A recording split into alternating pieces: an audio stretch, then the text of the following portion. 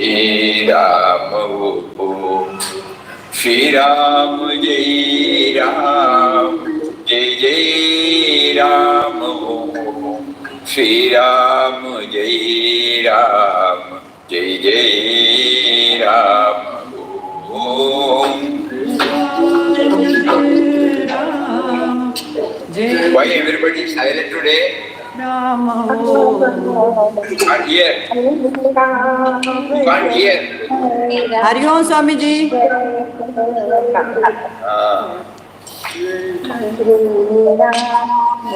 Swamiji able to hear?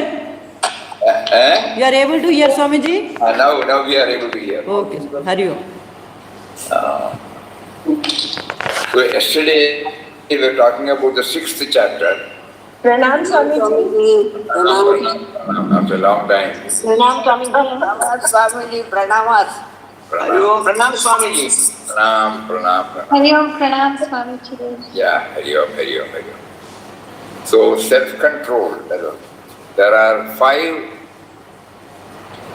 points discussed. One is moderation. In moderation, what all comes? Single-pointedness.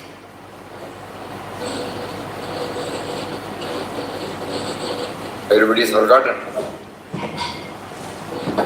Moderation, single-pointedness, and evenness of mind. These are the 3. Followed by practice and dispassion, or dispassion and practice. In anything and everything, we should have moderation. First, single-pointedness we had today covered. In any activity, unless and until we ensure that there is single-pointedness, it will not be a success. One-pointedness of mind requires that the mind be restrained and its fickleness controlled. Moderation and regulation in life implies doing everything in a measured way.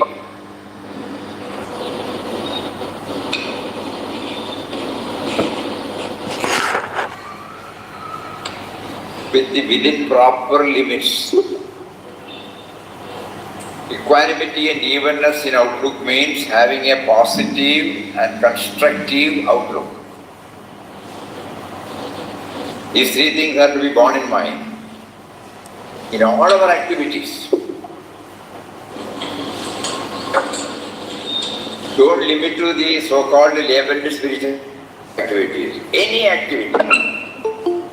Any activity which has to be successful, blissful, peaceful, one has to ensure that single-pointedness, moderation, as well as evenness. Again we will repeat, this is very important. One-pointedness of mind requires that the mind be restrained and its fickleness controlled. Moderation and regulation in life implies doing everything in a measured way within proper limits. Equanimity and evenness in outlook means having a positive and constructive outlook. These 3 together make up the yoga of meditation. There are 2 means to achieve these 3. Abhyasa and Vairagya. Constant practice and dispassion. So even in worldly affairs, one needs concentration. Even now when we are sharing these words, if the mind goes elsewhere, we will not be one with the theme. As hearers, if you are not one with the theme, you will not be able to listen to any of this.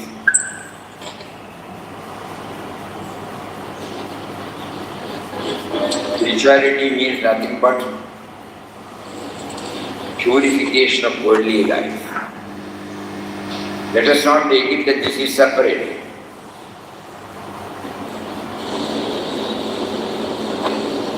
There is no division between spiritual and mundane.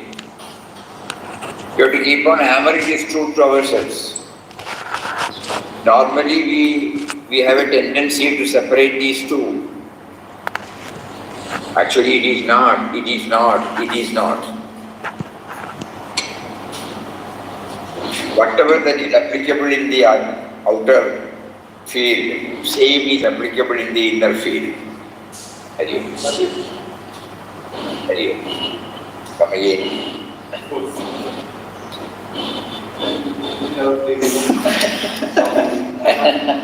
Hari Om.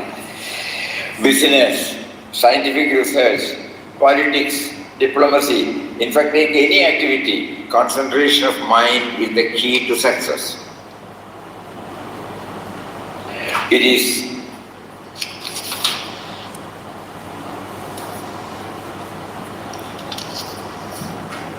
fix the mind on the self and think of nothing else.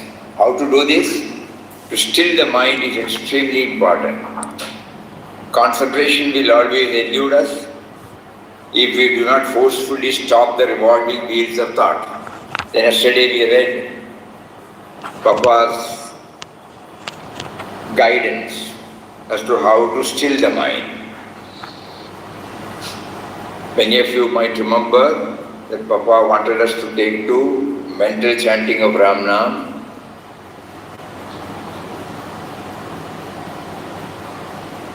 And to knowingly chant, mentally chant. That will facilitate for or pave the way for emergence of the witness consciousness. And the witness consciousness is an experience which is also called God realization. So when we chant mentally, we have been asked to knowingly chant. That is called concentration.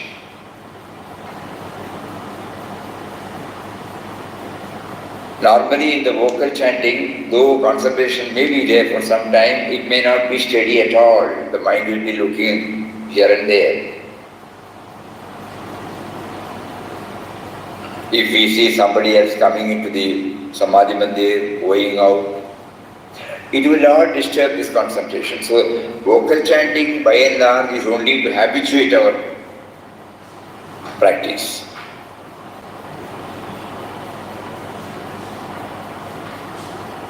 We have to sit and try initially. And when once we got the technique, we add this meditation to everything. Meditative walking, meditative chanting, meditative singing, meditative working, no? But we should get the technique. For that it would be better if we withdraw from all our activities, try to concentrate on one thought at the exclusion of all other thoughts, and create an ambience where the witness consciousness is experienced. And then we come to know that it is there always.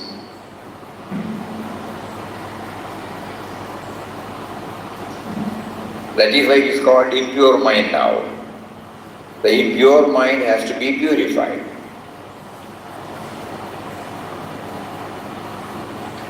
If the purity is to be ensured during our inward journey, Papa also cautions us that our outward activity should be in line with that.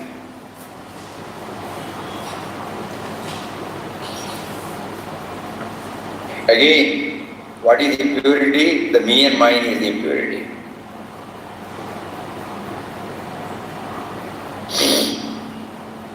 So when we try to expand our love circle and try to lead a value-based life where the quality, care and concern for other creation becomes dominant in us, then the process of purification is on. That will help us to become aware of the witness consciousness. These are all interlinked.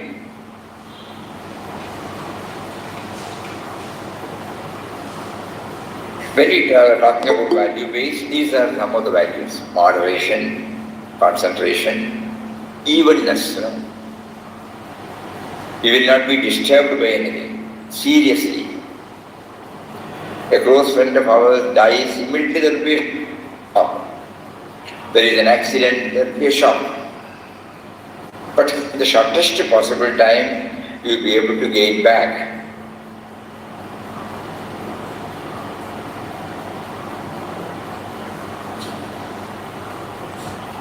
This technique somehow we have to develop within ourselves. One saying said, always keep on thinking, even this will pass away. Every disturbance that takes place, immediately we should know even this will pass away, because we have seen in our lives many tragedies have come, many things that are not in line with our expectation have come about. Initially it was a shock to us, but later on the mind became mature enough to adapt, to accept everything.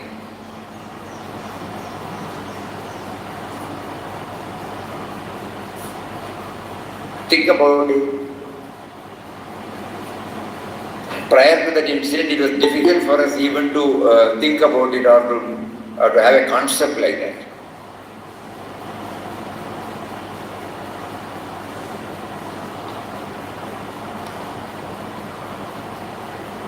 But God blesses us with such a capacity to accept everything slowly,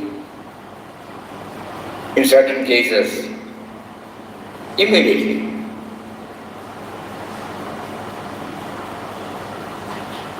That can be done by developing this evenness.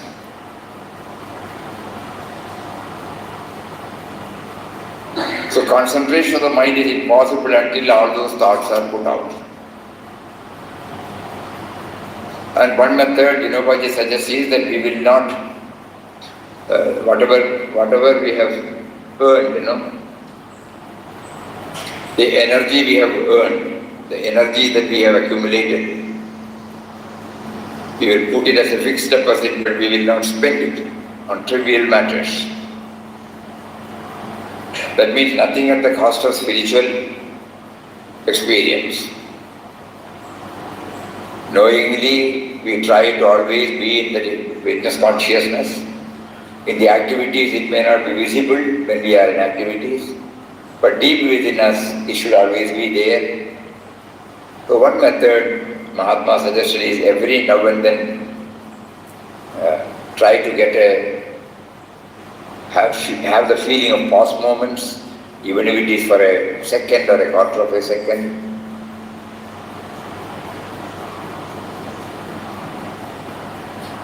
So that the practice of becoming aware of the witness consciousness is with us as much time as possible. And once this has been made possible, we will find unknowingly that the flow of life becomes harmonious. With all its ups and downs, still it is harmonious.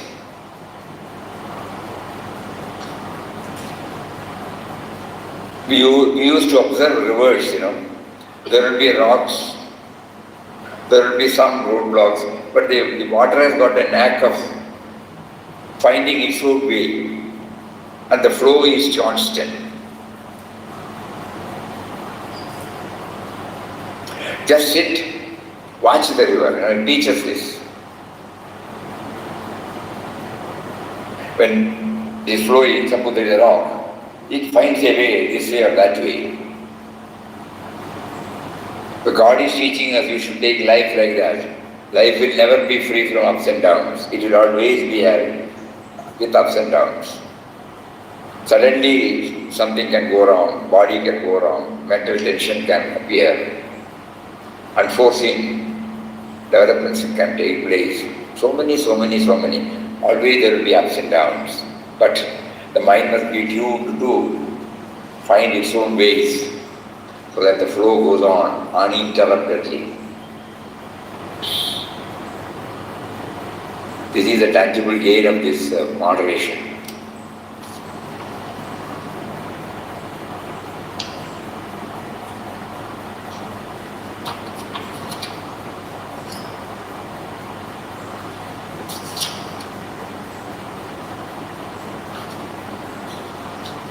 One more thing that takes concentration is to set bounds to one's life.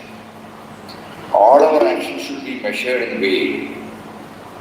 This is an essential characteristic of mathematics and it should be there in all our actions. As we take medicine in measured doses, so should be the case with our food and sleep. In fact, with everything.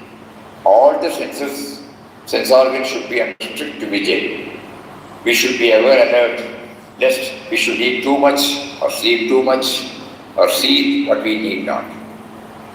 All our activities should thus be continuously examined with meticulous care.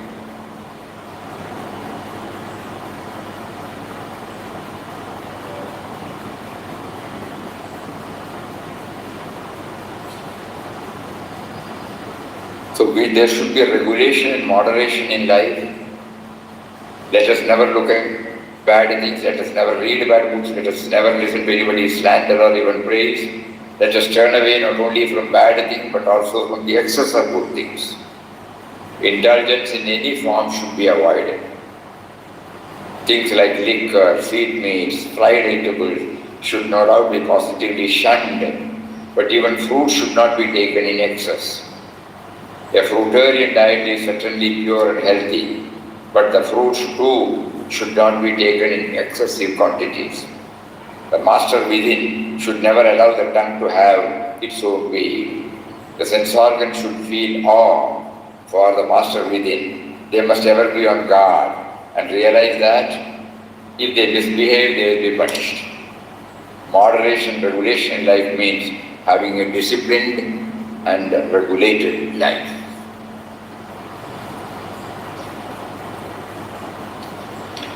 Equanimity and evenness in outlook. Third thing is equanimity and evenness in outlook. It means having an outlook infused with goodwill, a disposition to look at the positive side of men and matters. It implies faith in the goodness and order in the universe. Faith in the goodness and order in the universe.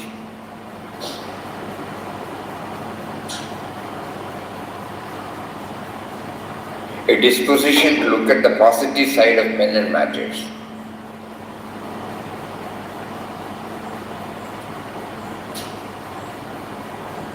Even when we are in the field of profession or at home, when we see something is not all right, something is not going as it should be, though we make corrective steps, remedial measures, disciplinary actions, in our mind we ensure that we don't harbor any ill will for the person.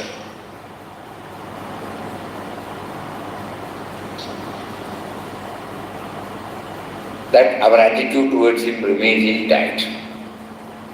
Because the other one, anybody who does we have to do for the sake of dharma. Otherwise the institution cannot be run. So we should have this, this positive side.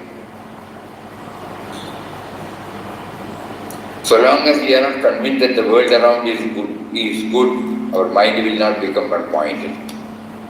As long as we think that the world around is bad, we are bound to look around with suspicion.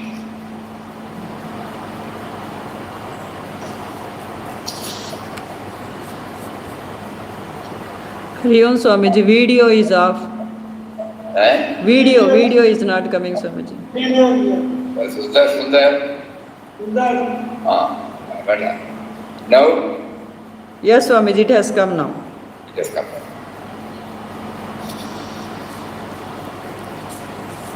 To calm the mind, the flowing water, which is after all a part of the material world, can bring such peace to mind. Imagine the peace of the stream of divine consciousness.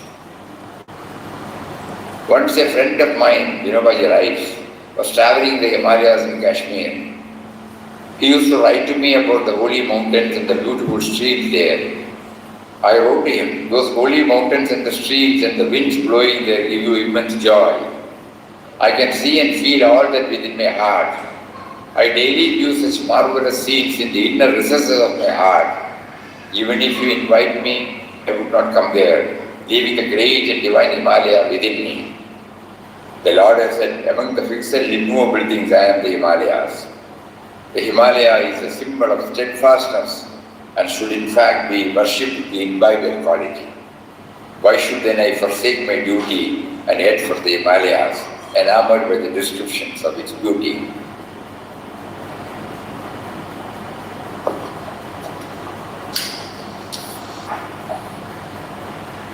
So these are all control of the mind. There could be so many dimensions.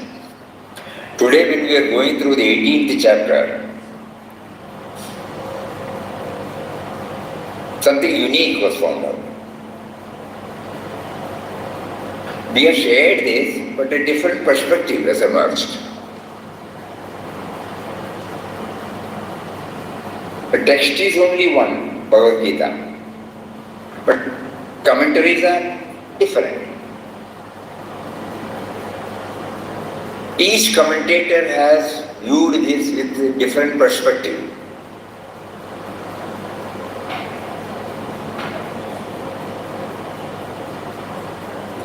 That is why in the 63rd or 64th sloka of the 18th chapter, Lord Krishna says, I have told you everything, but now do it as you like. This freedom, actually it isn't freedom, it is he says, thus as wisdom, more profound than all profundities, be declared to you by me. Reflecting over it fully, act as you like.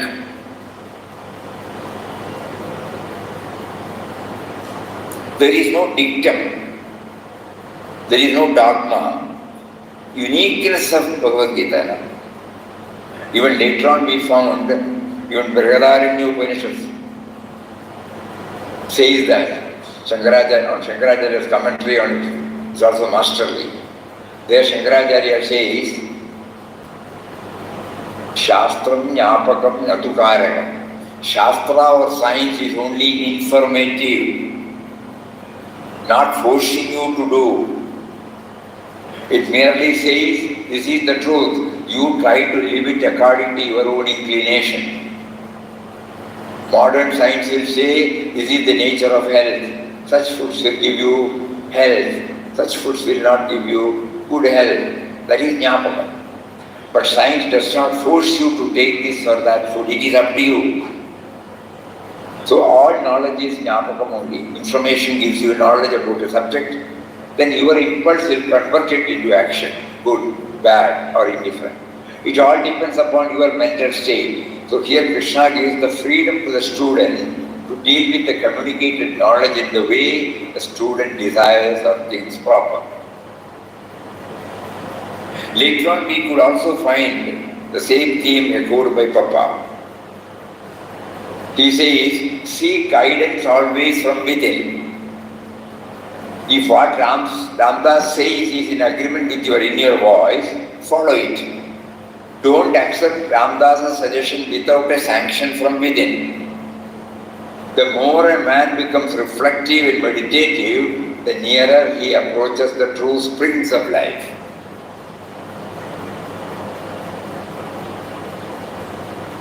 So when we take to deeper study, we don't have to feel that we should be within the boundaries of what has been told to us, what has been conceived of by us. They are all concepts.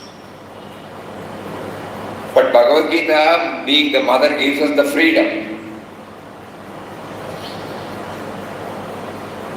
Gives us the freedom to understand it, enjoy it. That is why each one gives a lot of importance for one particular aspect. All are valid.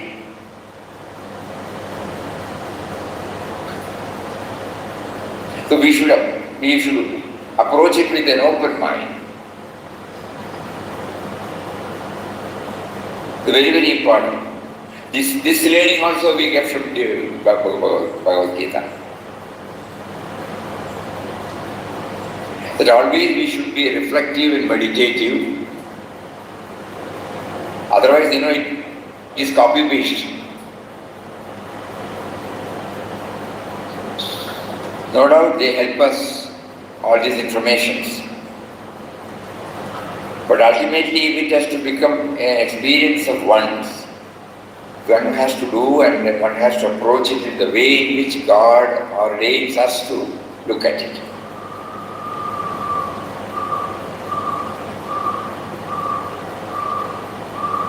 In Arjuna's case, he said, of course, I will follow.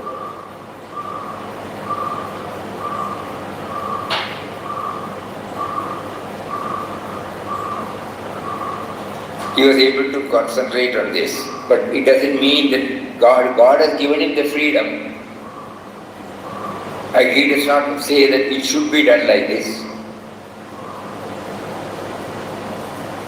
The broad idea, just like when you have decided to go to a particular place, the destination is clear now. How do we go, that we can decide? The route, the mode, the date, everything. The days of our stay, all those things we can do. Similarly, suppose we are going on a picnic, suppose we are going on a pilgrimage, we are going on for a research, we are going on for deeper study, suppose we are going on a holiday. Each one will be approaching it with that background. So similarly, when we take up our Gita, not merely hearing what has been shared, each one tries to view it.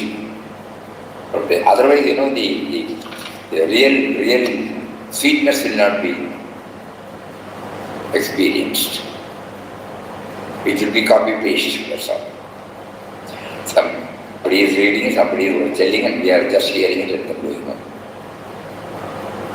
It is one of the beautiful things that Gita revealed to us today. Previously we have read it, but today it is becoming so very, very clear to us.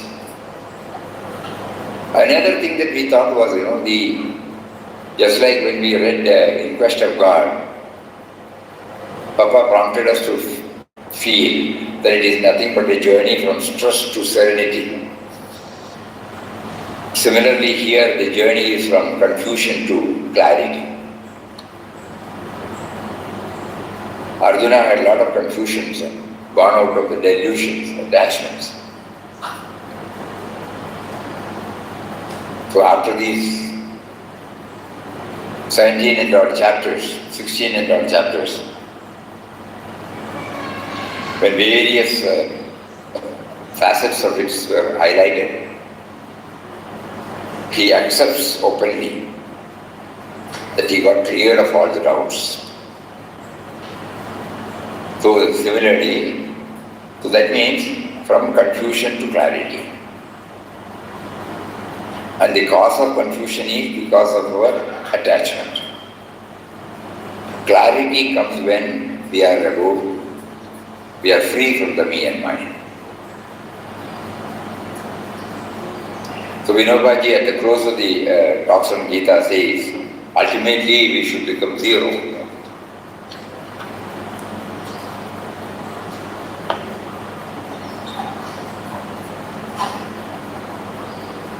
Because he says, the sense of individuality should always feel that the Lord is working through them. You should do what He wills you to do. That His will prevail. With full, this is a beautiful word, with full freedom, you should feel that you need have no freedom. With full freedom, you should feel that you need have no freedom. Reduce yourself to zero. Let there be the Lord and the Lord alone in the universe.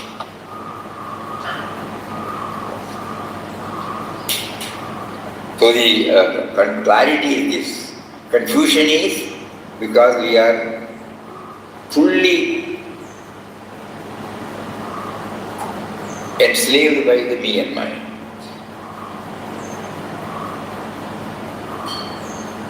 And those who have been able to get over from the clutches of this me and mine were able to taste the eternal happiness. And later on they got stabilized in that eternal happiness. This is what Gita tells us. And they explain, so everything has been explained there. And Abhyasa and Vairagya. Yoga, meditation needs one-pointedness of mind, regulation, moderation in life, and a friendly, fair and positive outlook. Two other aids have also been suggested, Vairagya and Abhyasa. One is negative in nature, while the other is positive. Vairagya is akin to uprooting weeds from the field. It is negative in nature. Abhyasa is akin to sowing the seeds. To sow seeds is a constructive work. How could you imbibe Vairagya? We say that mango is sweet. But is sweetness really a quality of the mango? No. Sweetness is really an attribute of the self. And a particular thing tastes sweet when it is infused with the sweetness. One should therefore learn to taste the sweetness within. Sweetness is not in things of themselves. It is in the self which is an ocean of sweetness. As this realization sinks deep within us, Vairagya will become ingrained in us. Sita gave Hanuman a pearl of necklace. Hanuman cracked every pearl to see whether Lord Rama was within. In no pearl could he find Rama, so he threw away all the pearls. Rama was there in his heart. Fools would have gladly paid millions of rupees for that necklace. While explaining the yoga of meditation, the Lord has made one important point. One should make a firm resolve. I want to redeem myself. I shall go ahead. I shall scale great heights. I shall not remain within this human body forever. I shall have the courage to make efforts to realize God.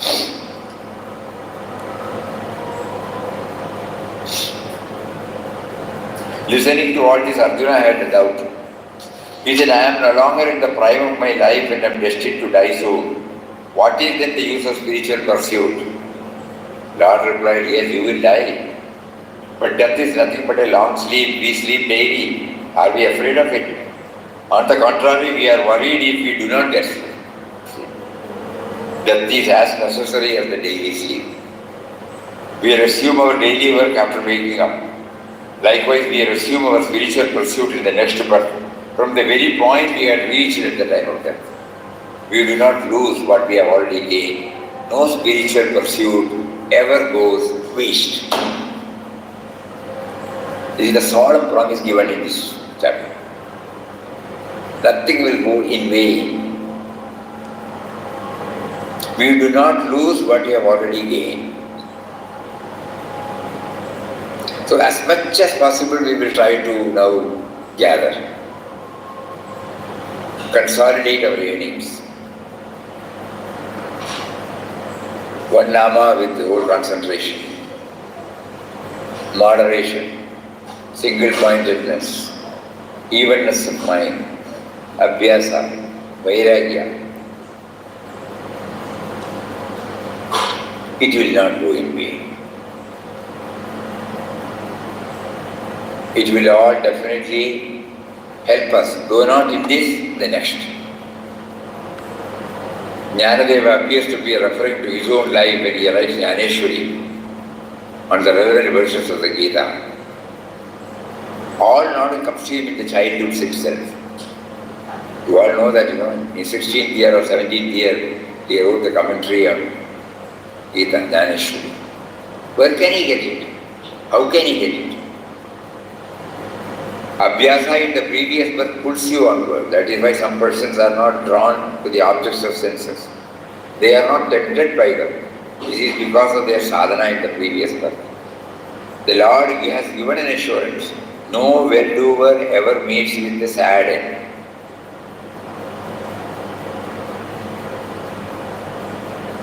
Durgatim tata gacchati. Nahi kalyana krita kaschiti.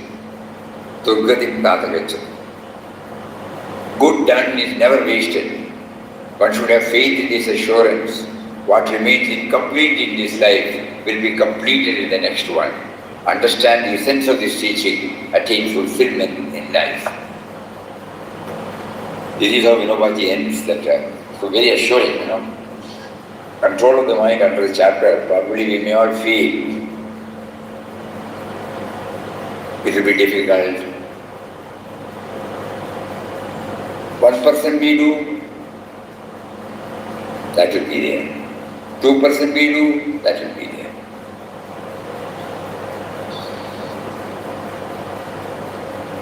This is the advantage of reading, All these things are there in the slokas, no doubt. But this particular aspect will not come to us,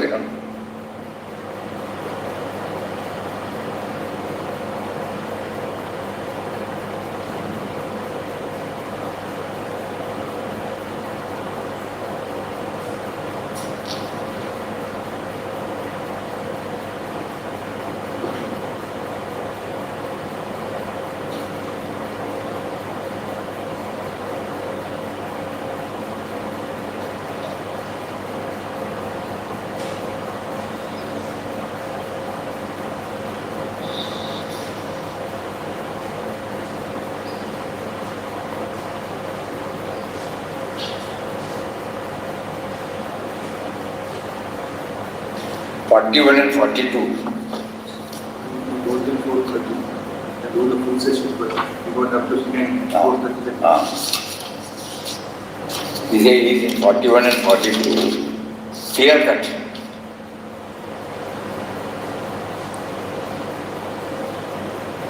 प्राप्य पुण्यकृतान् लोकान् उषित्वा शाश्वती समाः शुचीनां श्रीमतं गेहे योगभ्रष्टो अभिजायते अथवा योगिनामेव कुले भवति धीमताम् एतद्धि दुर्लभतरं लोके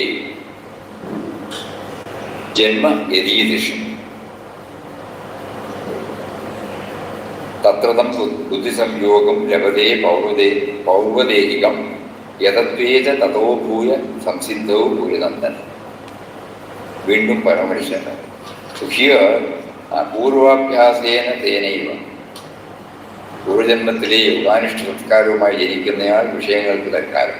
So here he says nothing of what has done good is lost. There one is united with the intelligence acquired in the former body, strives more than before for perfection. By the previous practice alone one is born on in spite of oneself. The yogi is striving assiduously, purified of taint, gradually gaining perfection through many births, then reaches the highest goal.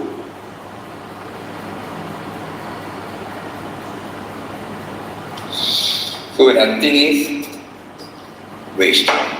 Nothing goes in vain. This is how this chapter ends. Of all yogis, one who with the innermost self merged in him with Shraddha devotes himself to him is considered to be the most steadfast. Yogi is regarded superior to those who practice tapasya, to those who attain knowledge and also performers of action. Yoga is a comprehensive spirituality. This is very important. Yoga is a comprehensive spirituality. That is, during work, during leisure, during human relationships, during meditation, they are in the world of yoga.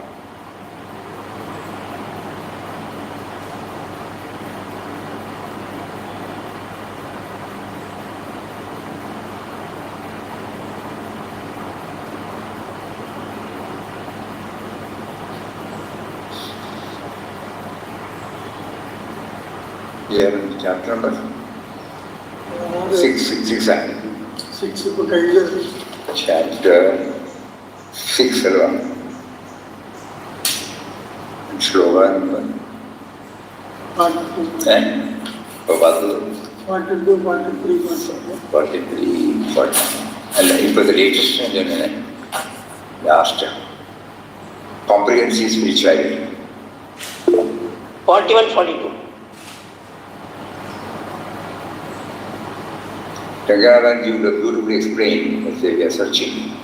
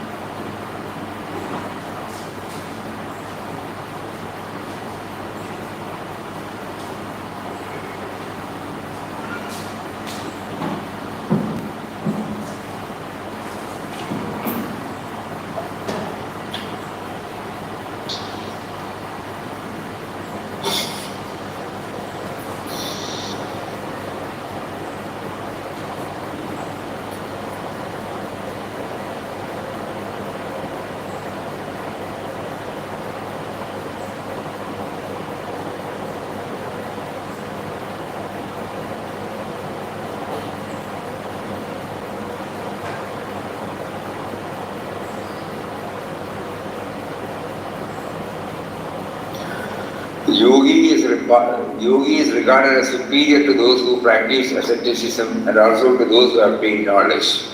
Yogi is also superior to the performers of action. 46. Eh? You are on the 46. 43 no? The 46 example. Tapasvibhyo adigo yogi, jnanibhyo manodiva. 46 ah? But another 46. Tapasvibhyo adigam. Adilani alva. Comprehensive. I call it a comprehensive spirituality. During work, during leisure, during human relations and during meditation, such persons are in the world of yoga. You are a yogi. It's a beautiful idea to tell a housewife. People will be wondering, how can she, a housewife, be a yogi? A yogi is a specialized kind of human being sitting somewhere in the Himalayas. No. Sri Krishna says, you are a yogi. Whatever one may be doing, Sri Krishna whispers, you are a yogi. You are all to be yogis. Tapasvibhyo adigoyo. Yogi is superior to tapasvi. That is the one who practices austerities. Austerities are not of so much value. Suppose I fast for 5 days, the only advantage you get out of it is that you can control your sensory appetites. That is one great gain. You get nothing else out of it. That is why a tapasvi is doing something good. But this yogi is superior to that. A jnani who has studied all about philosophy and religion, what is God, what is soul, he knows everything theoretically. That jnani is also is inferior to this yogi. You have known God, you have known the soul, but you have not experienced it become one with. That kind of jnani is inferior to this yogi. And then those who do karma with attachment, with a love-hate relationship, or karma involving rituals and ceremonies, that karmi is also inferior to this yogi. Then finally comes a wonderful exhortation. Therefore, yogi bhavarjuna, be a yogi. If you ask what Sri Krishna is going to advise you, I will say this. He is whispering in your ear and in everybody's ear, be a yogi. That is your birthright. You are realizing what is already there, merely hidden within you. Spirituality is your birthright. Try to realize your birthright. This is the message. There is no person who cannot become a yogi, as taught in the Gita. Many people cannot perform various types of asceticism, but there is no need for it also. It is all mere waste of energy. Buddha discovered after 6 years of ascetic life that he had become thin, he had become lean, he had become weak. When he touched the belly, he said, I could touch my backbone. Such was the nature of his body due to leading an ascetic life. And when he tried to get up, he fell down. When he sat and asked this question, what is this ascetic life? Where does it lead me to? Absolutely nothing. This body has to achieve the highest illumination, but I am weakening it all the time. So he said, asceticism of this type is vulgar. Similarly, those who get merged in sensory life, they are also vulgar. I shall follow the middle path. Madhyama Pratipad, the middle path, which we saw already at the very beginning of the 6th chapter. Don't eat too much, don't starve too much, don't work too much, don't rush too much. All these are told here. Those who take to the middle path, they achieve yoga. To every child in the year you can tell, be a yogi, be a yogi, as taught in the Gita. You do good work, help people, serve people, bring happiness and cheer to one and all, develop peace of mind and strong detachment. All this is part of yoga. You will be leading a full life, as we call it. As Sri Ramakrishna enjoined, see God with eyes open at the time of work and with eyes closed at the time of meditation. See God with eyes open at the time of work, with eyes closed at the time of meditation. That is the nature of this yoga. That is why you can bring in work as an important element of yoga. Usually work is not considered an element of yoga. Work is just something that drags the mind to the external samsara or worldliness. You are doing some work at home, you think it is samsara. No, it is not samsara, it is yoga. Sri Krishna is telling us in the Gita, every work is sacred, every work is holy. By itself, work is neither good or bad. But the attitude of the mind makes it good or bad. In this way, work has been given a very high status in the Gita. Yoga in the Gita is based upon men and women at work, men and women who have to discharge their responsibilities in life, in the midst of which one can become spiritual, one can realize the truth. That is the exhortation here to everyone.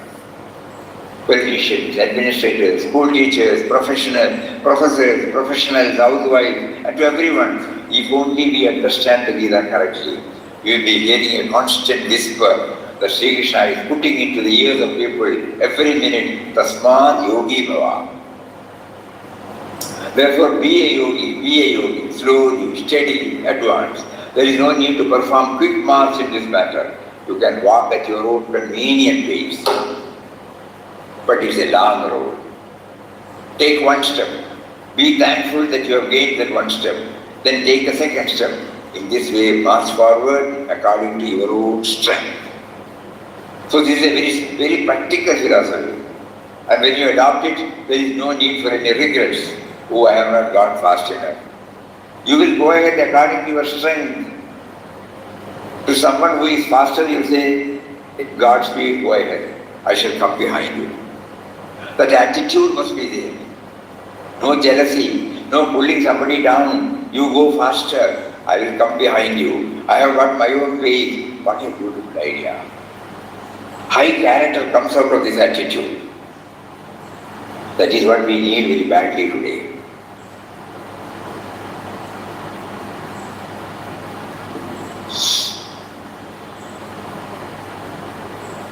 Vivekananda shared one incident.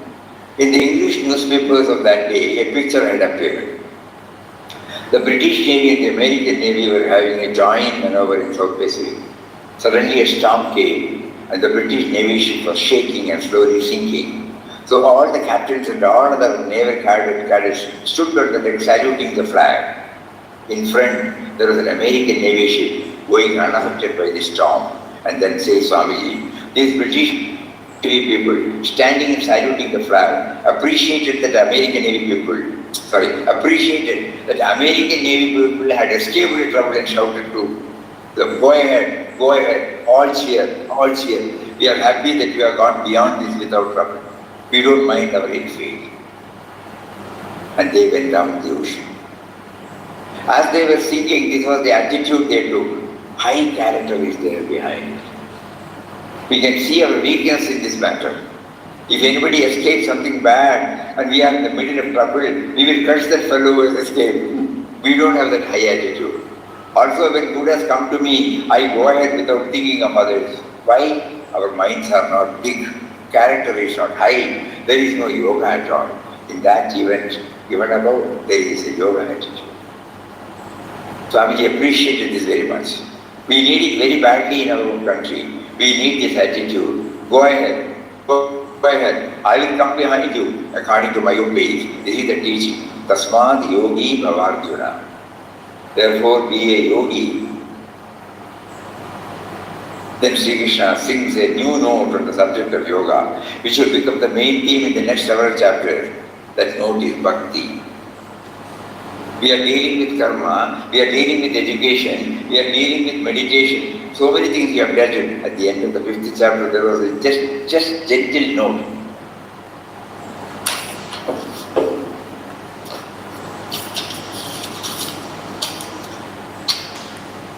Bhoktaram Yajnatavasam Sarvaloka Maheshwaram Suhridam Sarvabhutanam Jnatva Mam Shanti.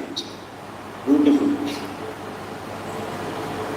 Sri Krishna is telling us here about the incarnation of the divine as the friend of all. Suhridam Sarvabhutanam. Those who know me as the friend of all being, he accepts whatever you offer as worship to any god or to any deity. All these offerings ultimately go to him. Bhoktaram Yajnatavasam. Ultimately, all these yajna and tapas reach me, the universal God, Sarvaloka Maheshwaram, the Supreme God, and then Suhridam Sarvabhutana. That is the language Krishna uses here. Knowing me such, they attain peace of mind. Real peace will come in God.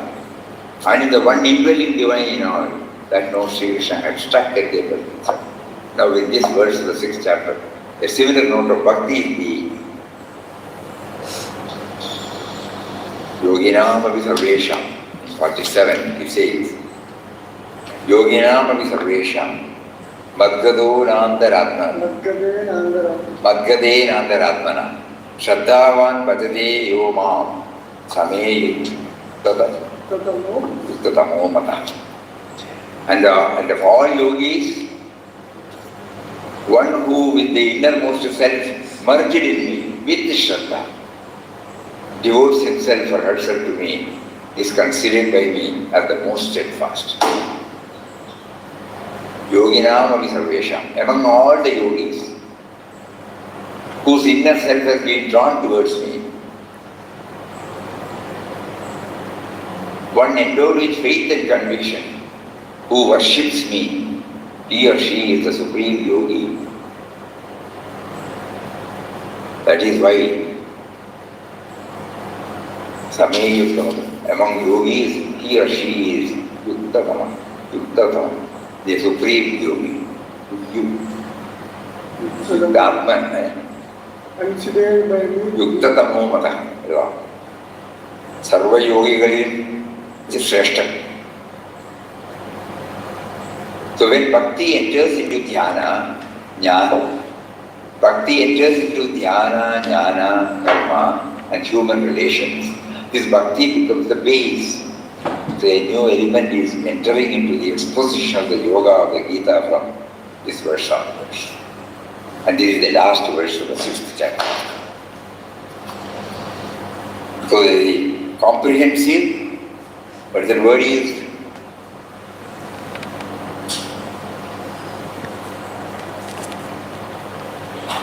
Comprehensive spirituality.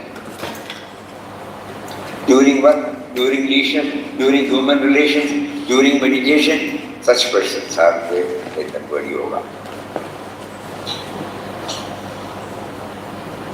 So this chapter is really inspiring to all of us.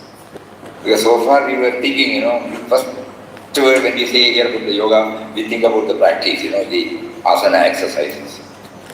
Never we have applied our mind. Though we may be reading the Bhagavad Gita, and at the end of it, every time we repeat also. Yoga Shastra, Krishnarjuna Sambhade, all those things we repeat. But this yoga stands for what? Yoga stands for union with God. And then we thought, even after learning union with God, we thought only a particular type of activities will relate us to God or will help us to. But the 6th chapter, Lord Krishna clearly explains to us that yoga means a comprehensive spirituality. Be a yogi at all times. Tasmad yogi bhavardhya.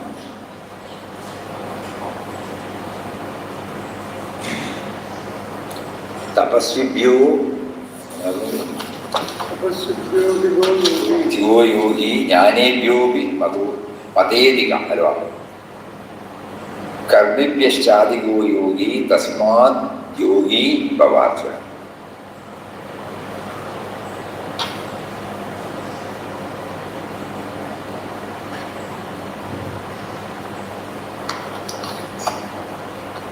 best of yogis is expounded here about.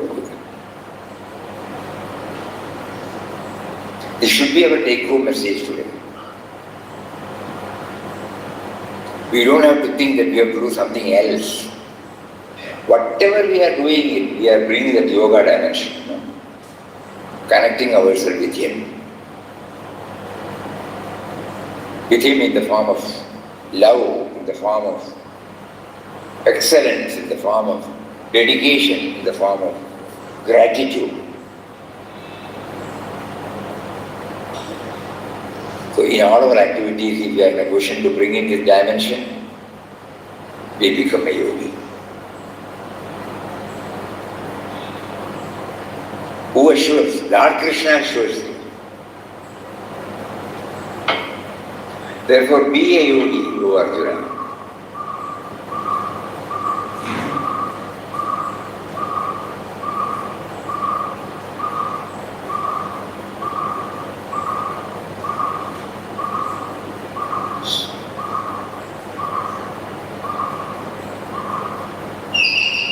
Krishna is going to advise you. I will say this. He is whispering in your ear. Everybody is here. Be a yogi. Be a yogi. So let this message be there, and tomorrow we can have it. So we will try to take up chapter number 7. But up to 6 also we must. Tomorrow we will make a recap of 1 to 6. Every time we have to keep on reminding ourselves, otherwise this may become an academic exercise which we don't want. We don't want to cover any portion. Something that stays with us, that will help us in leading a peaceful life, a successful life, a blissful life. Hari Om to everybody. Hari Om. Jai Ram, Jai Ram, Jai Jai Ram, Shri Ram, Jai Ram, Jai Jai Ram, Shri Ram, Jai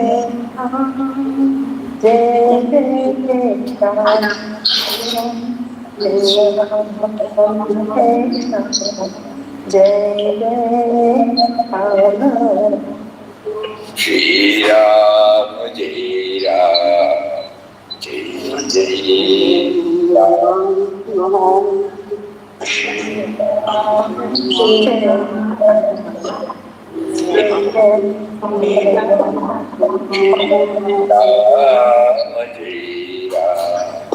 Jai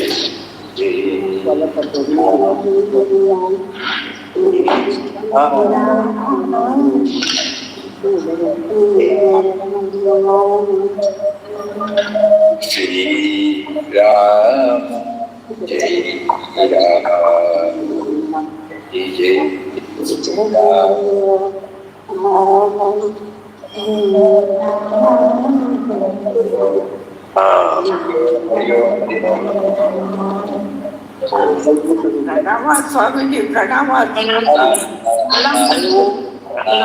Namaskaram.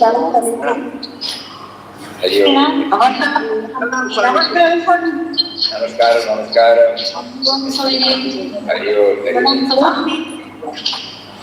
Hari Om, pranam, Swamiji. Pranam. Everybody. Plural.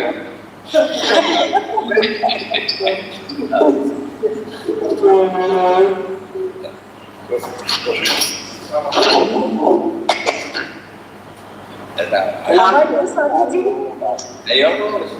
How are you? Oh, we are in Calcutta now. How is the stay? A calm and serene, quiet place. Disturbed by every moment. Only disturbed by Sundar. I know. Some disturbance could be there, no, Swamiji? Hari Om. So now we read that there should be moderation. Just moderation. There should be moderation. Moderation. Hari Om.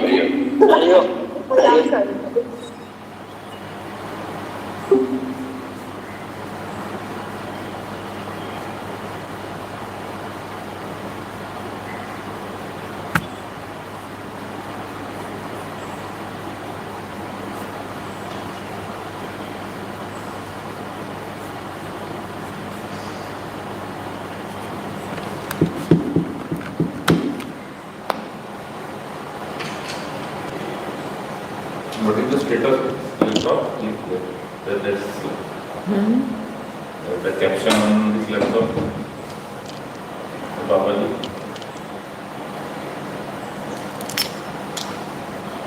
God is all. 1 minute.